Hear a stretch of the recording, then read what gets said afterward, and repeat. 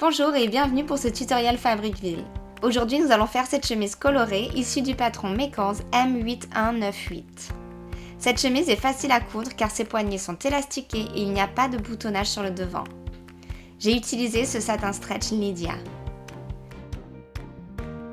Pour faire cette chemise, nous aurons besoin du patron, d'épingles, d'une épingle de sûreté, de ciseaux, d'un crayon de marquage, d'élastique de 1 cm de large, d'un morceau d'entoilage, de fil et bien sûr de tissu.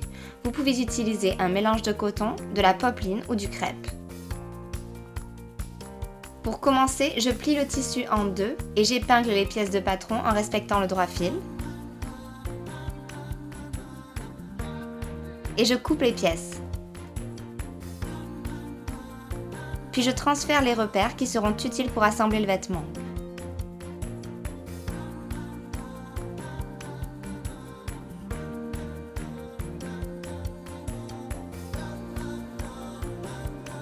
Je coupe les pièces du col et la parmenture, devant et dos aussi en entoilage. Et je thermocolle ces pièces. Il est temps de commencer à coudre. Je vais former les pinces dos, les épingler et piquer.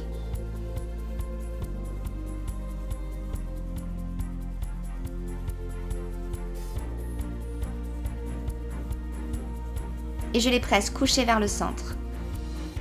Maintenant, je couche les deux devants endroit contre endroit et je pique la couture milieu devant entre les repères.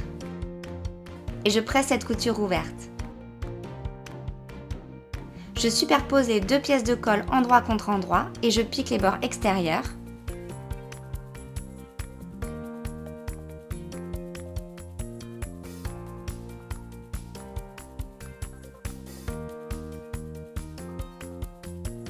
Et je recoupe les surplus de couture le long des bords et aux angles et je retourne sur l'endroit.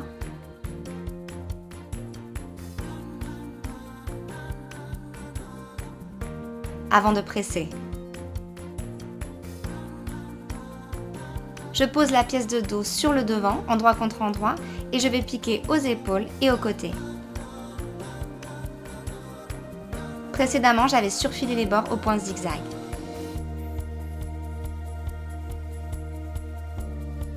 Et je presse couture ouverte. Je vais aussi piquer le dos et les devants de parmenture aux épaules et au milieu devant en dessous du repère. Et je presse couture ouverte.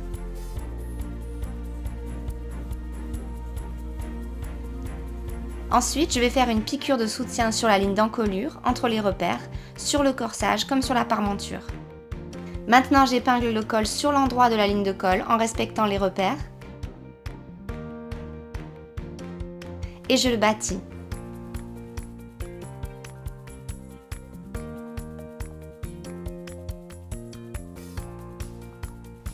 Et maintenant, je vais poser la parmenture par-dessus le col, endroit tourné vers le bas. Le col est pris en sandwich entre le vêtement et la parmenture. J'épingle et je pique d'un repère à l'autre en passant par l'encolure.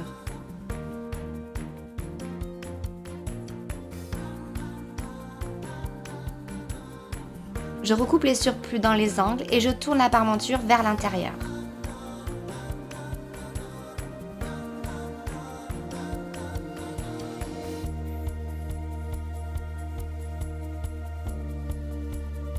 Et je coule la parmenture au surplus pour la maintenir en place.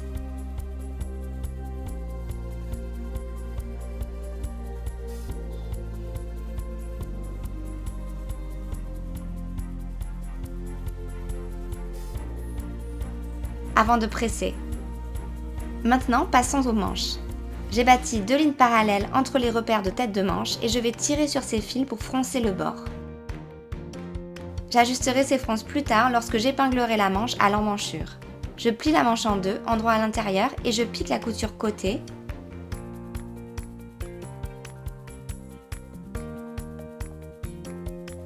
Et je presse la couture ouverte. Maintenant, je vais former la coulisse de l'élastique. Je plie le bas de manche sur 6 mm et je presse.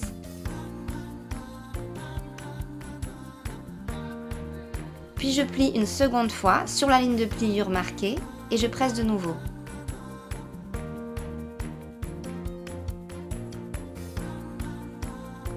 je pique près du bord plié en laissant une ouverture pour l'élastique. Je coupe un morceau d'élastique en utilisant le guide du patron et je l'insère dans la coulisse à l'aide d'une épingle de sûreté.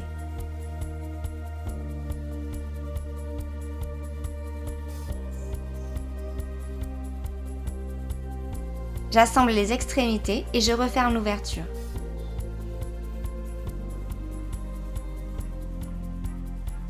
Maintenant, je peux épingler la manche à l'emmanchure. Je commence par faire correspondre les coutures latérales, puis j'ajuste les fronces et j'épingle la manche à l'emmanchure en faisant correspondre les repères.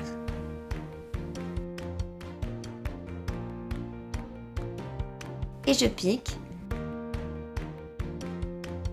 puis je surfile les bords ensemble au point zigzag. Pour finir, je presse l'ourlet du bas, incluant les liens du devant.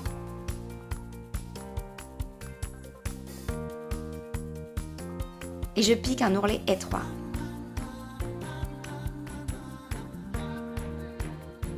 En arrivant à la couture milieu devant, je pivote et je pique à travers la couture.